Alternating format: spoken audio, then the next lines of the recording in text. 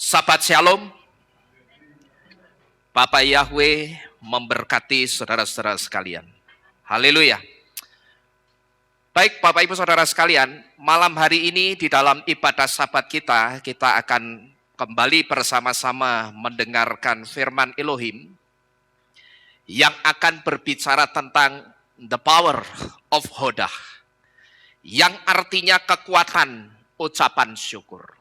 Kita akan bersama-sama membuka kitab suci kita terlebih dahulu di dalam kitab Alef Tesalonikim atau kitab 1 Tesalonika pasal kelima ayat yang ke-18. Kitab Alef Tesalonikim atau 1 Tesalonika pasal kelima ayat yang ke-18. Saya mengajak untuk kita bersama-sama membaca satu ayat ini saudara dengan suara yang sangat keras. 1 Tesalonika 5 ayat yang ke-18. 1 Tesalonika 5 itu pasal yang terakhir dari kitab Tesalonika. Bapak Ibu sudah ketemu semua? Jangan ada yang tidak membaca supaya saudara ngerti apa yang akan saudara dengarkan malam hari ini. Sudah ya, kita baca bersama-sama. Alef, Bet, Gimel. Mengucap syukurlah dalam segala hal, karena inilah kehendak Elohim di dalam Hamasyah Yesua bagi kamu. Nah, Bapak Ibu Saudara sekalian, kalau saudara memperhatikan di situ ada kalimat mengucap syukurlah dalam segala hal. Sekarang coba saudara soroti kata dalam segala hal. Kata dalam segala hal itu dengan kata lain disebut dengan kembangkanlah ucapan syukurmu. Nah saudara-saudara sekalian, saya yakin untuk yang namanya bersyukur kita semua pasti sudah tahu saudara. Nah cuman pertanyaannya, kita yang sudah tahu bahkan mungkin kita sudah fasih dengan kata syukur, tetapi sebetulnya kita ngerti betul atau tidak? Kenapa Yesua melalui mulutnya Rabi Syaul mengajar supaya kita mengembangkan ucapan syukur? Sekali lagi saya sebut mengembangkan ucapan syukur, karena kalau saudara melihat 1 Tesalonika 5 ayat 18, di situ ada kata-kata dalam segala hal atau dalam satu hal. Dalam segala hal, berarti satu hal atau banyak hal itu? Banyak hal. Nah kalau banyak hal itu artinya mengembangkan ucapan syukur. Karena yang namanya mengembangkan itu tidak hanya terfokus pada satu hal, tetapi banyak hal. Jadi sekali lagi saudara, saya yakin untuk yang namanya bersyukur, saudara pasti sudah ngerti semua.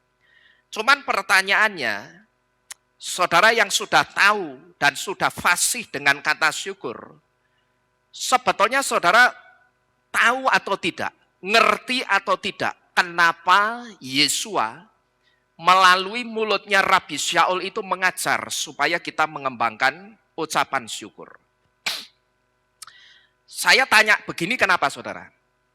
Karena tahu dan ngerti itu tidak sama.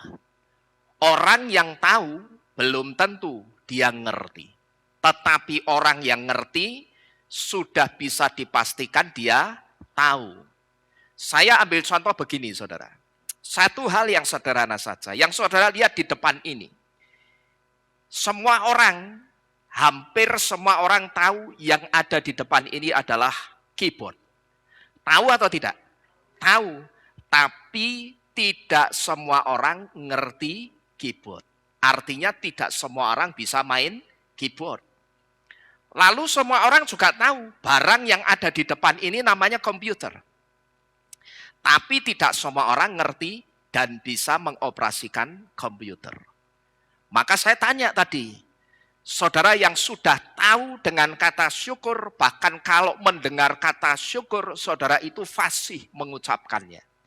Cuman pertanyaannya saudara yang sudah tahu dan fasih tentang kata syukur ini, saudara ngerti betul atau tidak kenapa Yesua itu mengajar supaya kita selalu mengembangkan ucapan syukur melalui mulutnya Rabi Syaul. Karena sekali lagi, tahu dan ngerti itu tidak sama.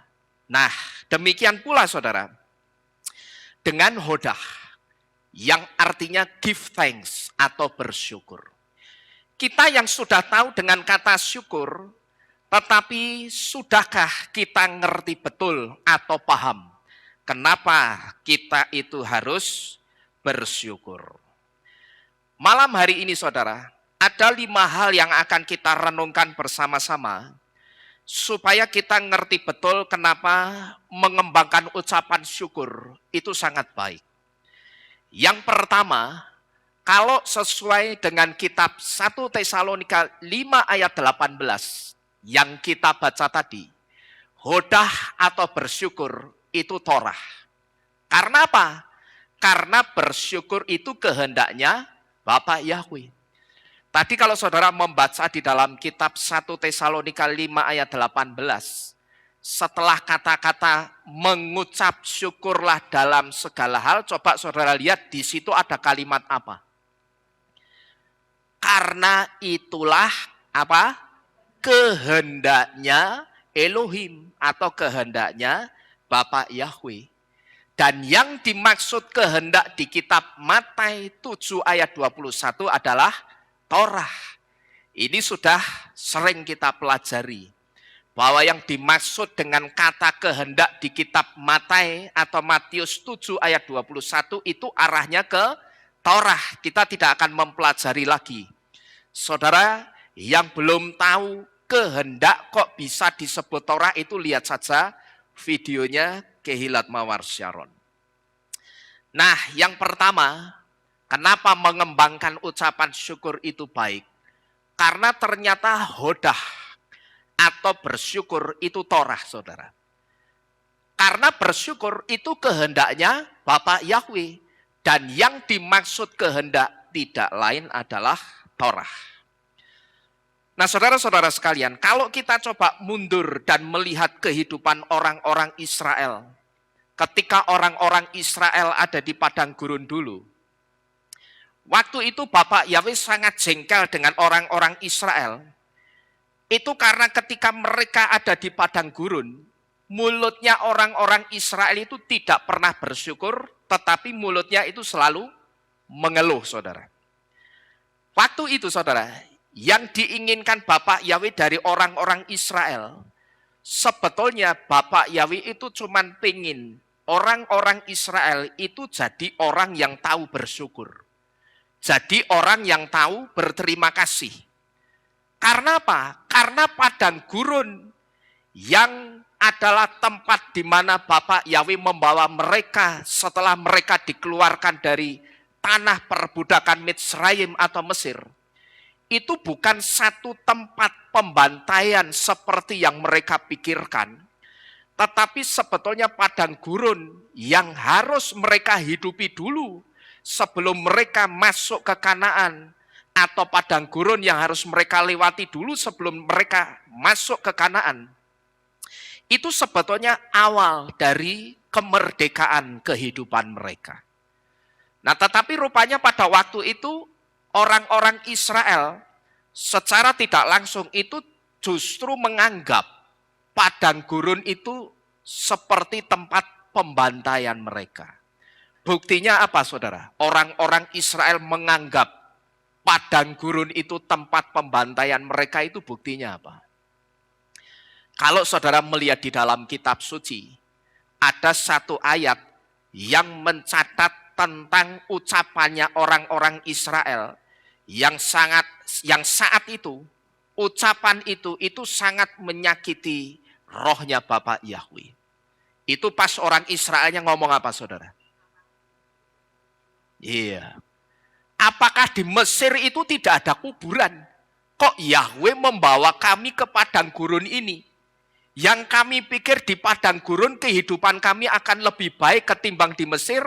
Tapi ternyata di padang gurun kami justru lebih sengsara.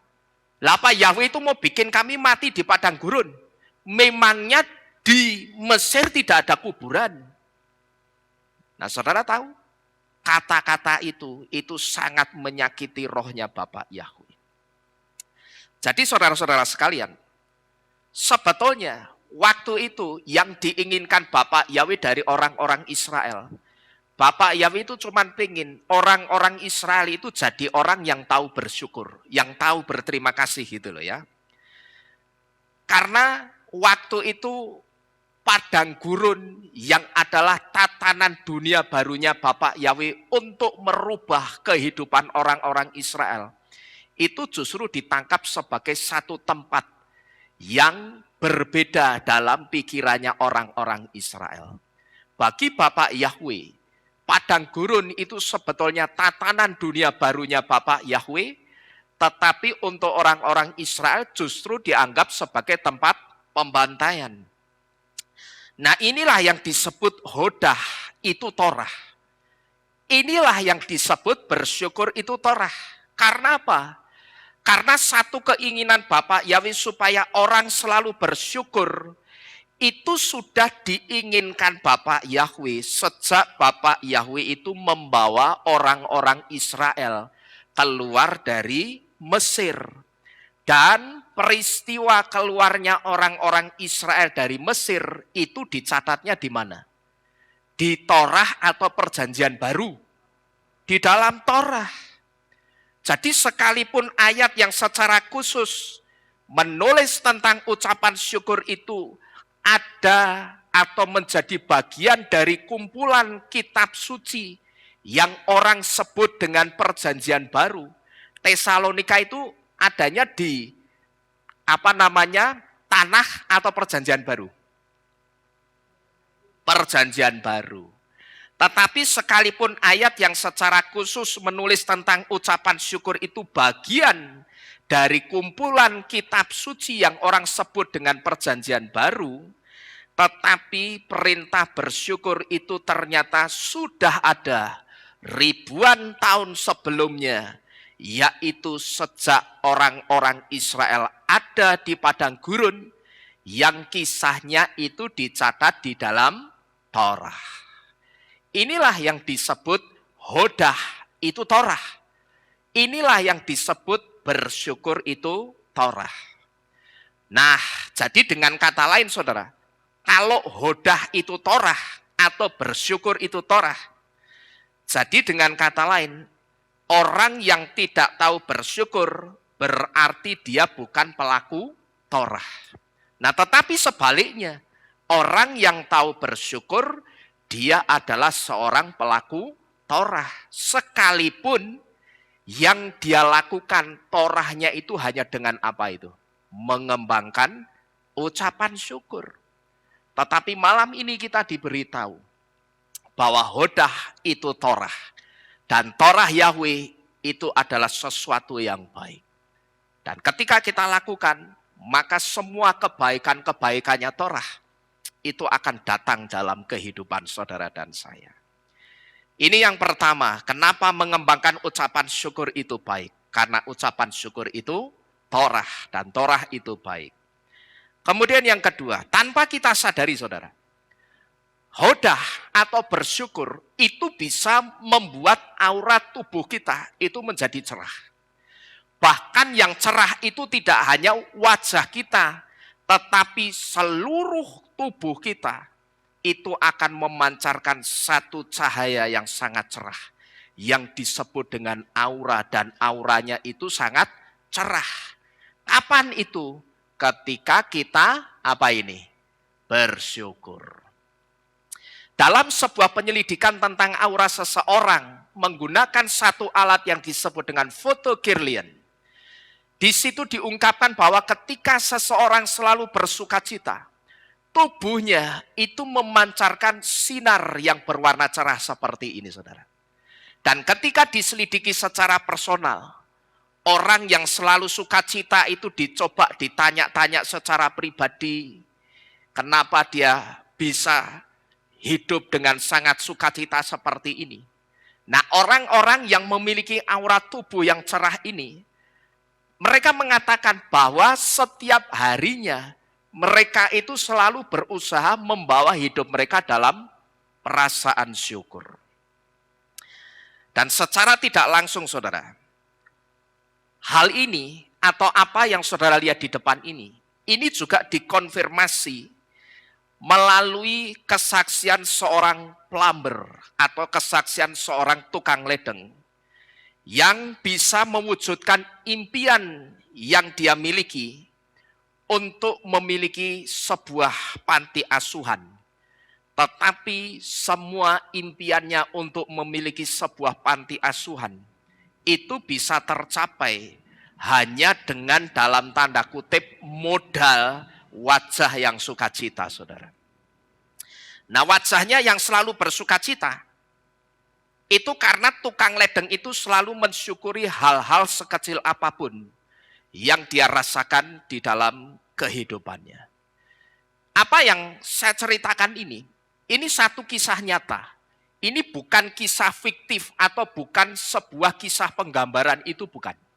Tetapi yang saya ceritakan ini satu kisah nyata yang terjadi di Inggris, kalau saya tidak salah ingat. Waktu itu ceritanya saudara, ada satu orang yang sangat kaya raya, yang pada waktu itu saluran air di rumahnya itu mampet. Dan singkat cerita dia minta kepala rumah tangga rumah itu untuk mencarikan tukang servis saluran air. Nah, akhirnya kepala rumah tangganya ini setelah cari ke sana ke sini menemukan satu perusahaan jasa servis saluran air. Singkat cerita, besoknya dikirimlah satu plumber atau seorang tukang ledeng untuk memperbaiki saluran air yang mampet ini. Nah, begitu plumber ini atau tukang ledeng ini memperbaiki saluran air ini, saudara, tanpa dia sadari, rupanya sang pemilik rumah yang sangat kaya raya itu memperhatikan tukang ledeng ini ketika bekerja. Dan saat itu, ketika tukang ledeng ini diperhatikan ketika sedang bekerja, orang kaya ini berpikir, orang ini kerjanya kotor-kotor, kerjanya serabutan seperti ini, tapi kok dia bisa sangat sukacita ya. Dia kok sukacita sekali ya mengerjakan pekerjaannya. Sekalipun tangannya harus kotor-kotoran, tubuhnya juga harus kotor-kotoran. Tapi kok dia sangat sukacita sekali ya. Dan orang kaya itu juga berpikir, dari tadi aku memperhatikan orang ini. Ketika dia bekerja, dia selalu siul-siul dan nyanyi-nyanyi. Kok hidupnya itu seperti tanpa beban, kayak lepas begitu ya. Padahal kerjaannya ya kerjaan kotor. Nah, singkat cerita, setelah plumber ini selesai membersihkan saluran airnya yang mampet, dia pamit pulang, saudara. Nah, tetapi waktu itu sang pemilik rumah ini berkata, tunggu sebentar, saya ingin bicara sama kamu. Oh ya, semua tugas saya sudah saya kerjakan. Saluran air yang mampet tadi sudah saya betulkan, sudah saya bersihkan, karena ternyata yang menyumbat itu karena minyak yang dibuang bareng bersama air, dan minyaknya tidak bisa, karena minyak tidak bisa bersatu dengan air, jadinya minyak itu numpuk di saluran air. Yang lama-kelamaan minyak itu kemudian menyumbat. Sekarang sudah saya bersihkan, silakan Bapak tes, saluran airnya sudah lancar kembali. Nah, waktu itu si pemilik rumahnya ngomong, oke, terima kasih sekali sudah membantu saya. Cuman ada satu hal yang pengen saya tanyakan. Tapi kita ngobrol santai saja ya. Ada satu hal yang pengen saya tanyakan. Pak, terus terang ya, tadi tanpa Bapak sadari ketika Bapak bekerja, membetulkan saluran air saya itu memperhatikan Bapak. Dan kalau saya perhatikan, Bapak itu kok bawaannya seneng ya. Dari tadi saya perhatikan sepertinya Bapak itu tidak pernah mengeluh, tapi Bapak bawaannya seneng, sukacita. Bahkan saya perhatikan Bapak kerja sambil siul-siul, sambil nyanyi-nyanyi. Pak, saya cuma mau tanya, Ya maaf, ini saya cuma bercanda. Tapi barangkali Bapak bisa menjawab, saya akan lakukan. Bolehkah saya membeli sukacita Bapak? Nah, si plumbernya ini ketawa. Wah, Bapak ini ada-ada saja. Mau beli sukacita saya. Bapak kalau mau seneng, mau sukacita, dengan kekayaan yang Bapak miliki ini, kan Bapak tinggal beli ini, beli itu, jalan-jalan ke sana, ke sini. Yang penting hati Bapak bisa sukacita. Itu kan bisa Bapak lakukan dengan mudah, dengan kekayaan Bapak. Kalau itu saya tahu. Cuman jujur yang saya rasakan ketika saya melihat Bapak bekerja tadi. Sukacita yang saya rasakan sepertinya tidak sama dengan sukacita yang Bapak tunjukkan tanpa Bapak sadari ketika Bapak bekerja tadi. Wah, lah gimana ya Pak ya? Nah, tetapi begini Pak, saya mau sedikit cerita saja.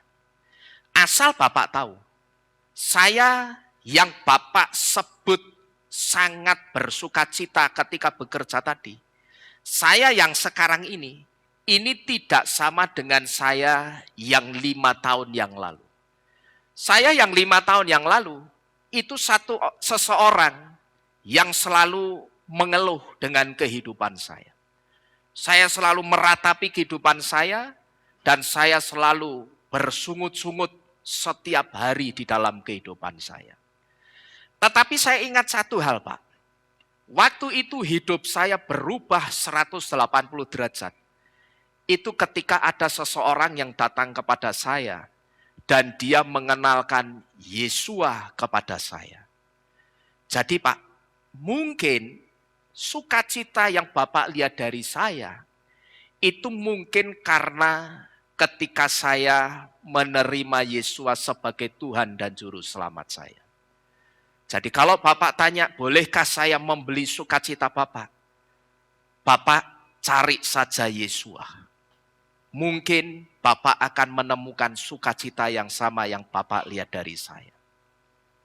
Oke Pak, ini sudah jam 11 siang, saya harus lanjut kerja. Saya mohon pamit. Oke, terima kasih banyak. Singkat cerita mereka berpisah, saudara. Tetapi setelah mereka berpisah, ketemu hari Minggu. Si orang kaya ini rupanya diam-diam tanpa sepengetahuan kepala rumah tangganya. Dia ke gereja. Dan singkat ceritanya, begitu dia pulang dari gereja, yang disebut dia coba cari Yesua di gereja itu. Dia katakan menurut kesaksian yang saya baca ini, dia menemukan Yesua. Dan sepulang dari gereja dia merasakan sukacita yang sama dengan yang dia lihat dari plumber atau tukang ledeng ini. Lalu keesokan harinya, dia tanya sama kepala rumah tangganya, kamu dapat tukang ledeng yang kemarin itu dari mana? Oh, itu dari perusahaan A ini. Kamu tahu nomor teleponnya? Tolong berikan ke saya. Lalu perusahaan jasa servis saluran air ini ditelepon. Nah, begitu telepon diangkat, si orang kaya ini ngomong, beberapa hari yang lalu, ada seorang tukang ledeng dari perusahaan Anda yang Anda kirim memperbaiki saluran air di tempat saya. Saya pengen ketemu dengan orang itu, cuman saya tidak tahu siapa namanya. Cuman saya ingat ciri-cirinya seperti ini. Kira-kira dengan ciri-ciri yang saya sebutkan ini kamu tahu siapa orangnya atau tidak? Bapak alamatnya di mana? Rumahnya jalan apa? Biar kami cek. Akhirnya ketemu tukang ledengnya siapa, namanya siapa. Boleh saya tahu alamat rumahnya? Diberikan saudara. Tapi boleh kami tanya, apa Bapak mau komplain? Apa ada masalah dengan saluran air Bapak lagi? Oh, tidak ada. Saya cuma pengen ngobrol dan berterima kasih dengan tukang ledeng itu. Singkat ceritanya, si orang kaya ini mendatangi rumahnya tukang ledeng ini, saudara. Lalu di situ setelah ketemu, mereka berbincang-bincang. Di situ bapak orang kaya ini ngomong, Pak, Bapak masih ingat sama saya? Saya yang beberapa hari lalu yang punya rumah, yang saluran airnya Bapak betulkan. Bapak ingat enggak waktu itu saya sempat berkelakar, saya bercanda sama Bapak. Boleh enggak saya beli sukacita Bapak? Lalu waktu itu Bapak ingat, Bapak jawab Bapak, carilah Yesua.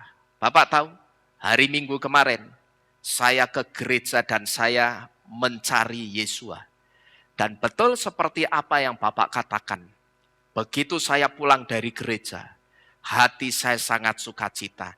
Dan itu persis dengan seperti apa yang saya lihat ketika saya melihat Bapak bekerja di kolong wastafel saya. Saya lihat Bapak bekerja dengan sukacita. Saya rasanya sama sukacitanya seperti Bapak ketika saya pulang dari ibadah. Lalu berlanjutlah pembicaraan itu kepada hal-hal yang lain. Sampai setelah beberapa jam kemudian, orang kaya ini mau pamit pulang, saudara. Tetapi sebelum pamit pulang, orang kaya ini tanya sama tukang ledeng itu, Pak, kalau boleh saya tahu, Bapak punya cita-cita apa selama hidup Bapak yang belum tercapai sampai hari ini? Wah, ya banyak ya Pak. Cuman saya ada satu cita-cita yang sekarang ini jujur saja masih terbendung, yang belum bisa saya miliki sampai sekarang ini. Oh ya, apa itu? Saya kepingin punya panti asuhan. Loh, memang kenapa? Ya saya lihat anak-anak di sekeliling rumah saya ini banyak yang kelantar. Banyak yang tidak diurusi orang tuanya dan banyak yang ditinggal orang tuanya. Maka di situ saya tergerak, sejak dulu saya pengen punya panti asuhan.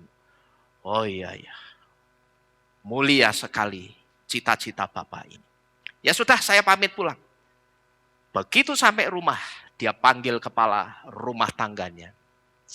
Besok kamu panggil kontraktor di tanah yang saya miliki ini, bangun panti asuhan yang besar, lalu bangun dengan fasilitas yang terbaik, dan kalau sudah jadi beritahu saya. Singkat ceritanya 1 tahun kemudian begitu panti asuhan itu jadi, si orang kaya ini kembali berkunjung ke rumahnya, tukang ledeng ini.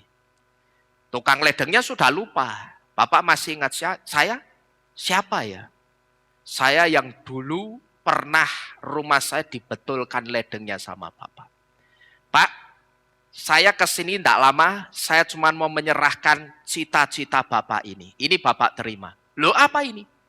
Ini panti asuhan yang jadi cita-cita Bapak.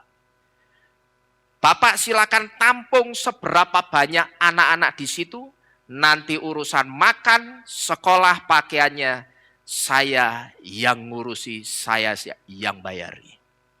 Sejak saat itu saudara, sang tukang ledeng ini kemudian pensiun dari pekerjaannya, dan dia full time mengurus panti asuhan yang sudah dia cita-citakan di dalam kehidupannya.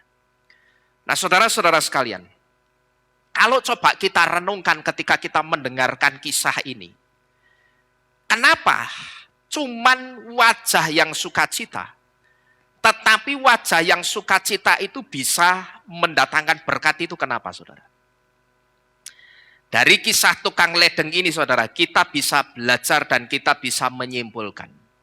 Wajah sukacita yang mendatangkan berkat, itu karena ada energi yang menarik, yang ditransferkan, dan energi itu menarik perhatian orang lain. Sekalipun ketika transfer energi yang menarik itu, tukang ledengnya sadar atau tidak tadi? Sadar atau tidak? Tidak sadar, wong dia lagi apa? Benerin saluran air yang mampet sambil apa? Nyanyi-nyanyi. Ternyata ketika dia bekerja serabutan, kotor-kotoran sambil nyanyi-nyanyi itu, tanpa dia sadari, dia sedang mentransferkan energi kebaikan yang menarik perhatian orang lain.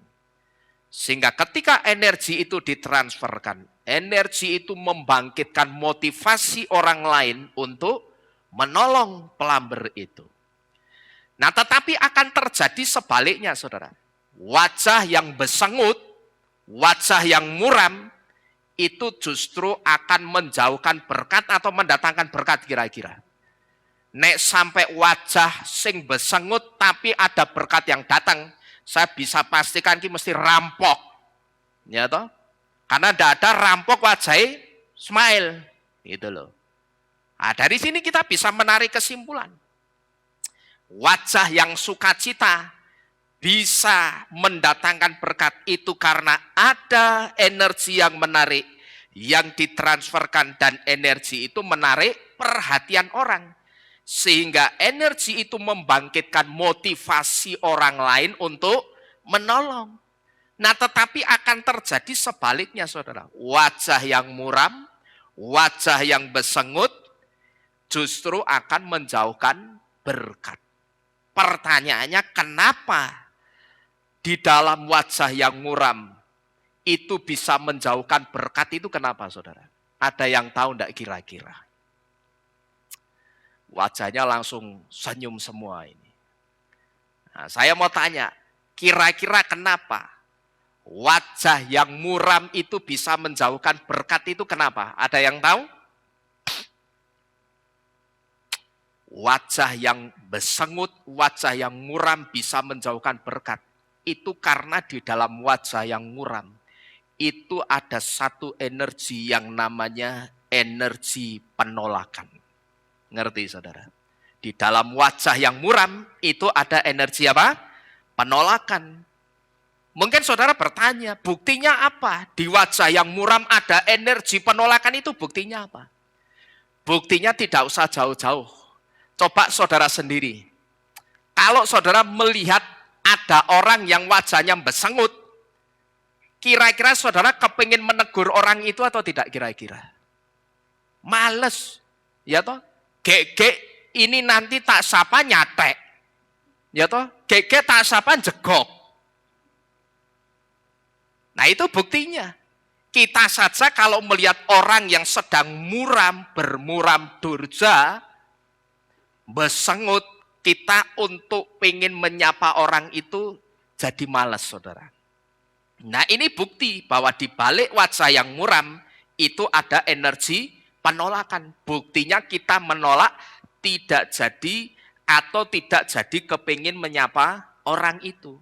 Karena apa? Yang dipancarkan dari orang yang wajahnya suka ditekuk, besengut, muram, yang dipancarkan itu energi negatif yang namanya energi penolakan.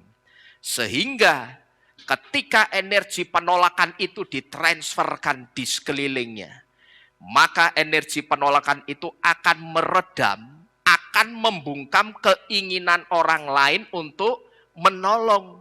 Sehingga ketika keinginan orang lain untuk menolong itu dibungkam lewat energi penolakan yang tanpa dia sadari ditransferkan lewat wajahnya yang besengut, yang muram, bisa dipastikan hidupnya itu akan otomatis jauh dari berkat.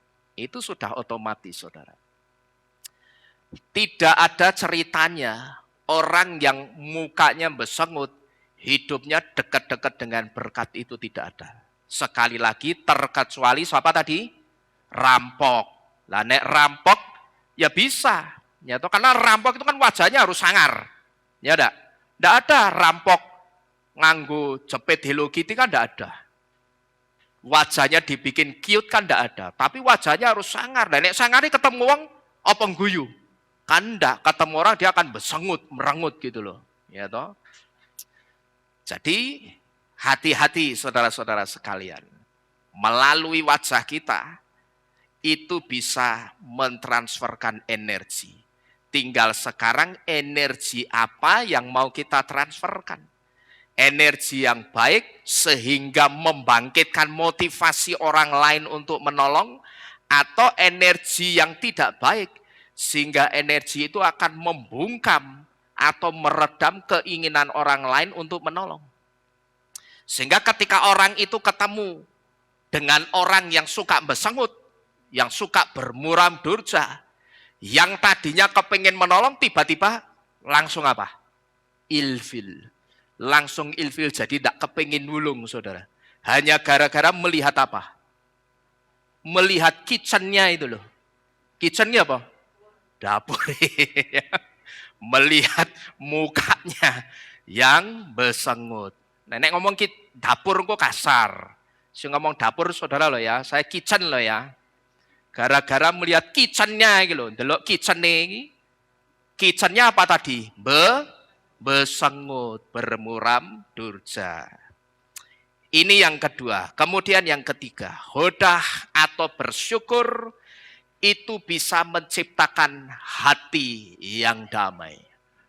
Keluhan memiliki energi yang akan mengarahkan hati kita untuk mengingat-ingat apa yang tidak kita punya, tetapi sebaliknya, rasa syukur memiliki energi yang akan mengarahkan hati kita untuk mengingat apa yang kita punya. Coba saudara lihat dulu caption yang saya tulis di depan ini. Ya. Saya mau tanya sekarang. Kalau saudara lihat caption ini, keluhan memiliki energi yang akan mengarahkan hati kita untuk mengingat apa yang tidak kita punya. Tapi rasa syukur akan mengarahkan hati kita untuk mengingat apa yang kita punya. Saya mau tanya sekarang, saudara ngerti bedanya enggak? Antara keluhan dan bersyukur itu ngerti bedanya enggak kira-kira? Coba, yang ngomong tahu siapa tadi? Bedanya apa? Oh, cari ini ngerti. Bedanya, keluhan mengingatkan yang tidak kita punya, tapi rasa syukur mengingatkan apa yang sudah kita miliki atau yang kita punya. Biasanya siapa dan di mana orang yang seringkali diserang sindrom seperti ini itu siapa, saudara? Orang yang suka ngeluh itu biasanya siapa yang pertama? Bukan di mana dulu, di mananya nanti. Tapi siapa biasanya orang yang suka ngeluh itu siapa? Orang yang suka ngeluh itu biasanya bisa dipastikan itu orang yang gampang iri hati. Dan biasanya orang yang gampang iri hati itu biasanya ya memang iri hati itu bisa terjadi di mana-mana dan bisa terjadi kepada siapa saja. Tetapi kalau saudara perhatikan, pernah ada satu pendapat yang mengatakan biasanya orang-orang yang gampang iri hati itu orang-orang yang tinggal di perumahan. Begitu tetangganya beli ini itu, dia jadi kepingin beli juga. Tetangganya beli TV baru, dia kepingin beli TV baru. Dan biasanya orang yang suka ngeluh, itu kecenderungannya orang itu juga gampang iri hati, saudara. Pas dia sedang mengeluhkan tentang kehidupannya di depan rumah, tiba-tiba tetangganya bawa mobil baru langsung, din, waget jenggot, ya. Nah di situ karena dia model orang yang gampang iri hati, dia mikir apa? Wah, tetanggaku punya mobil baru, berarti aku harus minta suamiku ini beli mobil baru. Sekalipun dia tahu keuangannya pas-pasan. Ya toh? Tetapi lain halnya dengan orang yang suka mengembangkan ucapan syukur. Begitu dia melihat tetangganya ngelakson dia pakai mobil baru, tapi karena dia itu tipe orang yang suka bersyukur, langsung hatinya itu diarahkan untuk berpikir apa? Wah, sekarang jengkelin itu mobilnya baru ya. Aku ikut seneng kalau jengkelin itu punya mobil baru. Tapi sekalipun aku belum punya mobil, aku juga bahagia. Karena apa? Karena keluargaku itu baik, keluargaku tidak bermasalah, suamiku baik, anak-anakku juga baik, dan keluargaku harmonis. Tetapi jengkelin itu sekalipun mobilnya baru, keluarganya tidak seharmonis keluargaku. Nah itu orang kalau bisa selalu mengembangkan apa? Ucapan syukurnya, saudara. Maka ucapan syukurnya itu akan mengarahkan kepada apa yang dia miliki. Sekalipun dia tidak punya mobil baru, dia akan berpikir, tapi aku punya keluarga yang harmonis, dan itu lebih penting. Apa artinya? Punya mobil baru tapi nanti di dalam mobil isinya mengkerah, ribut sama keluarganya. Itu tidak ada artinya. Ini yang ketiga, bahwa hodah atau bersyukur itu bisa menciptakan hati yang damai, saudara. Keluhan memiliki energi yang akan mengarahkan hati kita untuk mengingat-ingat apa yang tidak kita punya. Tapi rasa syukur memiliki energi yang akan mengarahkan hati kita untuk ingat apa yang kita punya. Kemudian yang keempat, hodah itu juga bisa menarik hadirat Tuhan turun. Nah, saudara-saudara sekalian, ketika ada seseorang yang sedang dalam satu masalah yang berat, ada dua hal yang bisa dilakukan oleh orang itu. Yang pertama mengeluh, yang kedua bersyukur. Kira-kira saudara, saya mau tanya, kalau misalkan pilihannya mengeluh, biasanya apa yang akan dilakukan orang itu apa? Misalkan ini ya, ada seseorang yang sedang punya masalah yang berat. Nah, setiap orang yang punya masalah yang berat, ada dua hal yang bisa dia lakukan. Yang pertama, mengeluh. Yang kedua, dia tetap bersyukur dengan masalah yang sedang dia hadapi. Cuman kalau pilihannya orang itu misalkan milihnya ngeluh, biasanya yang akan dilakukan oleh orang yang memilih mengeluh ketika dia sedang menghidupi satu masalah yang berat, biasanya yang akan dilakukan itu apa? Putus asa, asanya putus. Ada lagi? Kalau orang memilih untuk mengeluh, biasanya apa yang akan dilakukan? Ayo coba. Nanti nek tak sebutke kan, oh iya kuwi aku kuwi.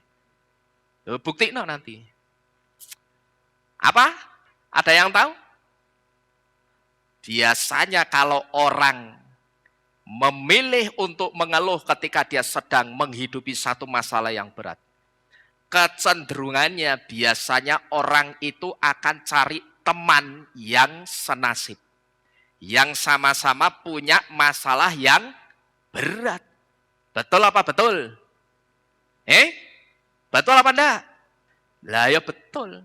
Nyata biasanya orang kalau sedang dalam masalah yang berat, akan cari teman yang senasib, yang sama-sama punya masalah yang berat. Terus apa? Habis ketemu teman yang sama-sama punya masalah yang berat apa? Kalau ibu-ibu, biasanya petan-petanan, ya toh, ngeletus itu mau. Habis petan-petanan terus apa? Sambat-sambatan. Habis sambat-sambatan, coba saudara perhatikan, tangis-tangisan bareng. Ya coba saudara perhatikan. Orang kalau sedang dalam masalah yang berat, cari teman yang senasib, yang sama-sama punya masalah yang berat, begitu ketemu petan-petanan, ya toh. Setelah petan-petanan, sambat-sambatan, terus tangis-tangisan. Nah, sebetulnya kalau kita renungkan ini aneh, saudara. Anehnya di mana? Karena nasibnya sama, tapi saling curhat. Coba saya mau tanya, kira-kira kalau nasibnya sama saling curhat, masalahnya itu bisa selesai atau tidak kira-kira? Ya enggak bisa, jelas tidak. Wong dua-duanya sama-sama punya masalah. Tetapi seringkali yang terjadi begitu. Ya toh? Sama-sama punya masalah yang berat, akan cari orang yang senasib. Jangankan masalah kehidupan sehari-hari. Saya sering melihat di Kehilat ada orang yang merasa ketegur firman, cari teman sing podo, kowe kan wingi ya kena firman toh? Lah podo iki dhewe iki. Nah, terus apa? Petan-petanan juga. Sambat-sambatan. Terus apa? Nek ngarani nek bahasa sekarang itu apa? Menye-menye. Ngerti menye-menye, saudara? Menye-menye itu nangis-nangis. Gitu. Kowe kan wingi yo kena firmane Pak Lino toh? Padha toh? Wes ngawur kaya khotbah yo. Ya toh? Itu di gereja saja, di kehilat itu juga ternyata terjadi seperti itu, saudara. Tidak hanya di dalam kehidupan sehari-hari. Cuman pertanyaannya begini, coba saudara renungkan.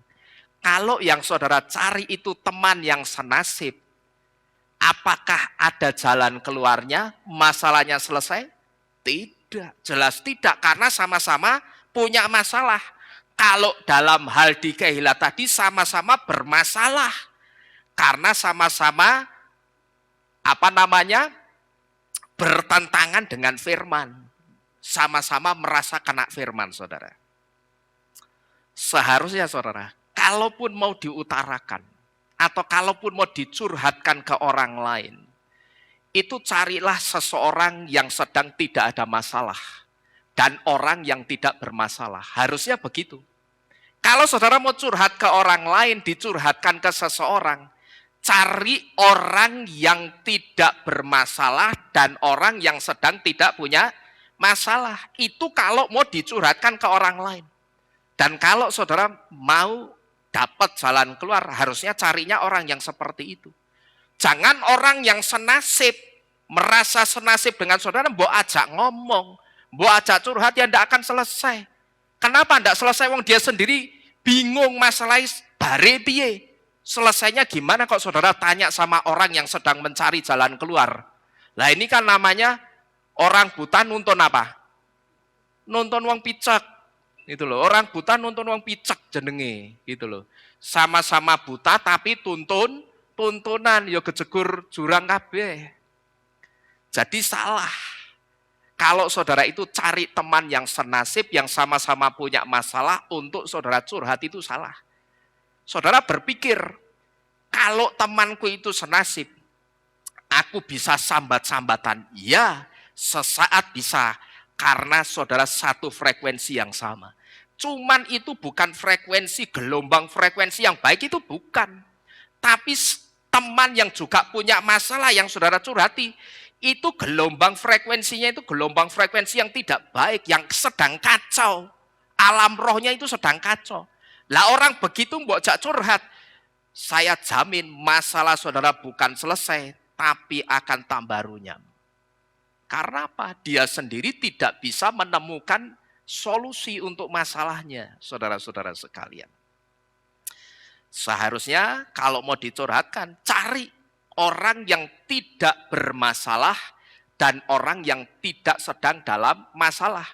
Juga jangan saudara cari orang yang ketika saudara sambat saudara itu malah didukung. Gitu loh. Ngerti saudara? Jangan, tetapi carilah orang yang netral. Yang ketika saudara sambat, dia bisa menjelaskan dari berbagai sudut pandang. Gitu loh. Kalau ini saya tarik dalam kehidupan saudara sebagai jemaat. Kalau saudara merasa kena dengan firman, jangan cari untuk sambat-sambatan orang yang sama-sama kena firman. Percuma. Cari orang yang netral, yang bisa ngasih nasihat saudara dari berbagai sudut pandang. Gitu loh. Jadi nanti tidak ada yang namanya bener we bener sing ngawur iki pendetane lho. Oh, bae ora genah wis ngawur kae. Jadi kalau sekali lagi mau cari orang untuk saudara curhat, saudara mengutarakan keluh kesah saudara, cari orang yang tidak bermasalah dan yang tidak sedang ada masalah. Itu kalau mau disuratkan ke orang lain. Tapi kalau saya saudara, saya lebih milih curhat itu sama Bapak Yahweh. Karena kalau saya curhat sama Bapak Yahweh, saya curhat sama Tuhan. Rahasia saya apapun itu kira-kira aman atau tidak saudara? Aman.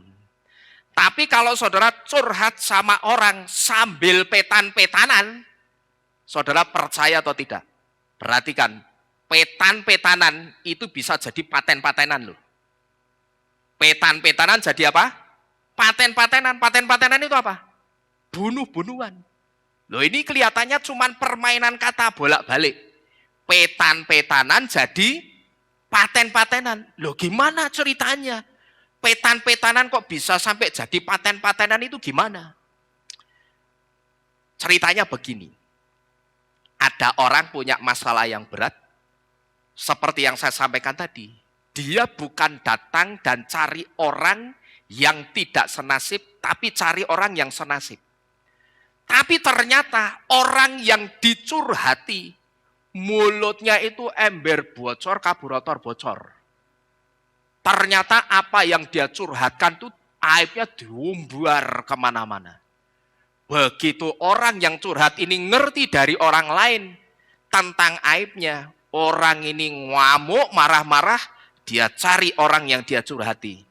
Lalu pernah kejadian di situ sampai terjadi bunuh-bunuhan. Paham saudara? Ini yang saya sebut petan-petanan bisa jadi apa? Paten-patenan. Itu loh. Gara-gara apa? Salah orang. Yang dicurhati ternyata ember apa tadi? Ember bocor. Yang dicurhatkan aib, ternyata isinya aib toh. Dia pikir dia percaya dengan orang itu, tapi ternyata aibnya itu diumbar kemana-mana. Terus dia tahu dari orang lain, akhirnya marah. Yang ngumbar ini dicari dan dibunuh, saudara. Di tengah jalan itu dibunuhnya. Itu yang saya sebut curhat sambil petan-petanan itu bahaya loh. Bisa jadi paten-patenan. Tapi kalau sama Bapak Yahweh, rahasia saudara, apapun itu aib kita, rahasia kita akan aman di tangan Bapak Yahweh. Amin. Kita kembali ke firman Tuhan. Dulu saudara, kalau saudara ingat, pernah dalam satu kesempatan, saya pernah menceritakan satu kisah tentang seorang pemuda Yunani yang bernama Pygmalion, yang berhasil membuat Tuhannya atau dewanya itu turun tahta dan memberikan hadiah kepada Pygmalion. Saya akan membacakan lagi kisah tentang Pygmalion ini, saudara simak baik-baik. Karena apa yang akan saya bacakan kisahnya Pygmalion ini ada kaitannya dengan hodah atau bersyukur. Itu bisa menarik hadirat Tuhan turun. Pygmalion adalah seorang pemuda Yunani yang sangat berbakat dalam seni memahat dan dia sangat piawai membuat patung.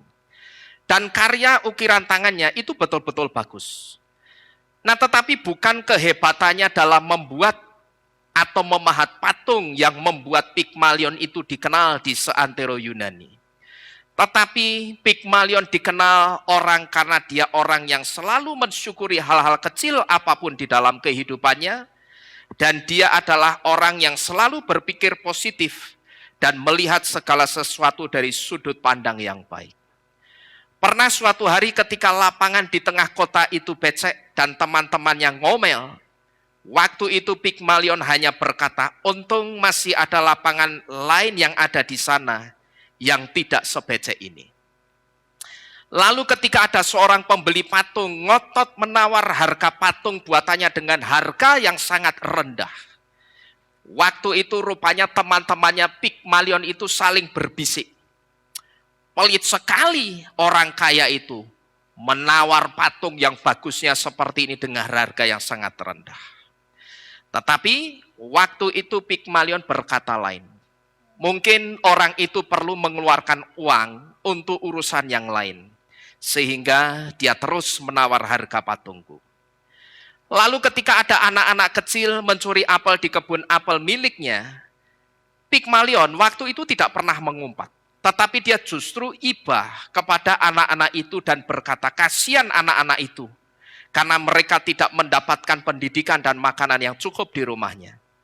Dan inilah sebagian dari cara berpikirnya Pygmalion yang selalu berpikir yang baik. Dia mencoba melihat kebaikan orang lain dari keburukan yang mereka lakukan.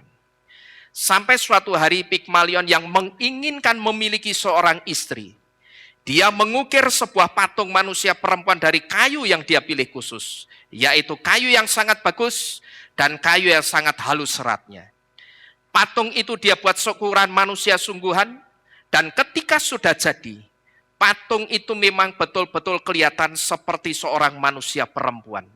Wajahnya cantik, wajahnya tersenyum cantik, dan tubuhnya sangat elok dan tubuhnya sangat menawan. Tetapi lagi-lagi teman-temannya Pygmalion mencibir. Pygmalion, sebagus-bagusnya patung itu, tetap saja itu cuman patung biasa dan dia bukan istrimu sungguhan. Tetapi Pygmalion waktu itu dia tetap membelai patung itu dengan penuh cinta, seolah-olah patung itu benar-benar istrinya sungguhan. Sampai suatu hari, saudara, para dewa yang ada di Gunung Olympus memperhatikan sikap Pygmalion.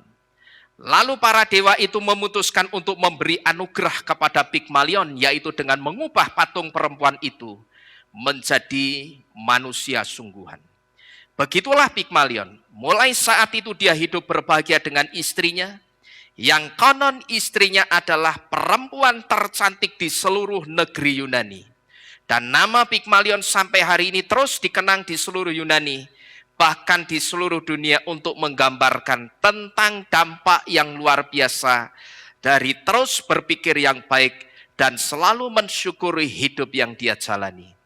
Karena kalau kita terus berpikir yang baik dan selalu bersyukur tentang sesuatu keadaan atau seseorang, perhatikan baik-baik. Seringkali hasilnya itu betul-betul baik seperti yang kita pikirkan dan kita katakan. Yang terakhir ini akan saya ulangi, saudara. Belajar dari cara berpikirnya Pygmalion ini. Kalau kita terus berpikir yang baik dan selalu bersyukur tentang suatu keadaan atau seseorang, perhatikan, seringkali hasilnya itu betul-betul baik seperti yang kita apakan? Kita pikirkan dan kita katakan. Dari kisah Pygmalion ini, saudara, ada satu pelajaran yang bisa kita ambil atau bisa kita tarik di dalam kehidupan kita. Kalau orang yang tidak kenal Bapak Yahweh saja bisa menarik hadirat Tuhannya atau menarik hadirat dewanya turun dengan sikapnya, berarti kita yang anak-anaknya Bapak Yahweh itu harus lebih bisa menggetarkan rohnya Bapak Yahweh untuk apa? Memberkati kita lebih dari Pygmalion. Kenapa saya katakan kalau Pygmalion yang tidak kenal Yahweh saja, melalui sikapnya dia bisa menggetarkan hati Tuhannya, sehingga Tuhannya itu turun tahta untuk memberikan dia anugerah seorang istri. Berarti saudara dan saya yang anak-anaknya Bapak Yahweh, harusnya atau seharusnya kita itu harus lebih bisa menggetarkan hatinya Bapak Yahweh untuk memelihara dan memberkati kehidupan saudara dan saya. Dan harus lebih dari Pygmalion. Karena apa? Karena Tuhannya Pygmalion itu kan cuma mitos, saudara. Ya toh? Tuhannya atau dewanya Pygmalion itu kan cuma mitos. Kitab suci katakan apa? Sebab ilah bangsa-bangsa adalah berhala. Dan berhala itu siapa? Setan. Dan itu berhala-berhala itu kan sebetulnya mitos. Dikatakan mitos itu karena Tuhan yang diciptakan oleh manusia. Bukan Tuhan yang ada yang menciptakan manusia. Ngerti saudara? Maka selain Yahweh itu sebetulnya cuman mitos. Jadi kalau orang nyembah dewa, siapapun nama dewanya, yang bukan Yahweh itu sebetulnya mitos yang sedang disembah. Inilah yang saya katakan kenapa. Kalau Pygmalion saja yang Tuhannya mitos, tetapi dalam mitos itu diceritakan dia bisa menggetarkan hati Tuhannya, sehingga Tuhannya atau dewanya turun tahta dan memberikan anugerah seorang istri kepada dia. Lah harusnya kita yang nyembah Tuhan yang hidup yang namanya Yahweh, saudara dan saya itu mesti lebih bisa menggetarkan hatinya Bapak Yahweh untuk memberkati kita. Karena apa? Karena Bapak Yahweh itu ada sosoknya, bukan mitos gitu loh. Yahweh itu ada sosoknya, ada pribadinya, bukan mitos. Nah kalau Tuhan kita itu ada sosoknya, berarti kita harus lebih bisa menggetarkan hatinya Bapak Yahweh lewat sikap kita. Wong Pygmalion saja tadi Tuhannya apa itu? Tuhannya mitos. Tetapi sekalipun Tuhannya mitos, melalui sikapnya dia bisa menggetarkan, membuat dewa-dewanya yang ada di Gunung Olympus itu turun dan memberikan anugerah seorang istri kepada Pygmalion. Ini yang saya katakan di depan tadi. Kisahnya Pygmalion itu ada kaitannya dengan kenapa kita mesti mengembangkan ucapan syukur di poin yang keempat ini. Karena hodah atau bersyukur itu bisa menarik hadirat Tuhan turun. Kemudian yang kelima, saudara percaya atau tidak? Hodah bisa menciptakan lev sameach atau jantung yang sukacita. Dan begitu jantung kita sukacita, jantung kita yang sukacita itu akan menjauhkan hidup kita dari penyakit. Maka kalau saudara membaca kitab Misle 17 ayat 22, di situ dikatakan apa? Lev sameach yetiv geah. Jantung yang gembira mengerjakan kesembuhan. Sekali lagi, bukan hati yang gembira, tetapi jantung yang gembira. Lev sameach itu artinya jantung yang sukacita. Yetiv geah artinya akan mengerjakan kesembuhan. Bukan cuman jantung yang gembira adalah obat, itu salah. Ngerti saudara? Kenapa yang benar jantung yang gembira mengerjakan kesembuhan itu apa? Coba saya tanya. Kalau saudara sakit minum obat pasti sembuh atau tidak? Belum tentu. Itu kenapa dikatakan salah.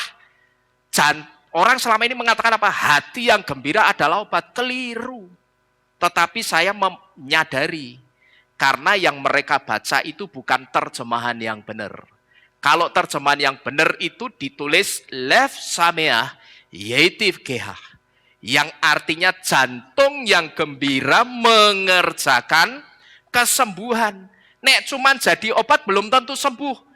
Tapi kalau mengerjakan kesembuhan namanya dikerjakan berarti sembuh atau tidak? Sembuh, pasti sembuh saudara-saudara sekalian. Jadi kalau 5 hal yang baik ini kita inginkan saudara. Mulai sekarang tidak ada kata yang terlambat. Tidak ada kata terlambat. Kembangkanlah ucapan syukurmu. Dan rasakanlah dan nikmatilah semua kebaikan-kebaikan ini. Pasti datang di dalam kehidupan saudara dan saya. Amin. Amin. Bapak Yahweh memberkati saudara-saudara sekalian. Kita tunduk di dalam doa. Kita akhiri firman pada malam hari ini. Haleluya.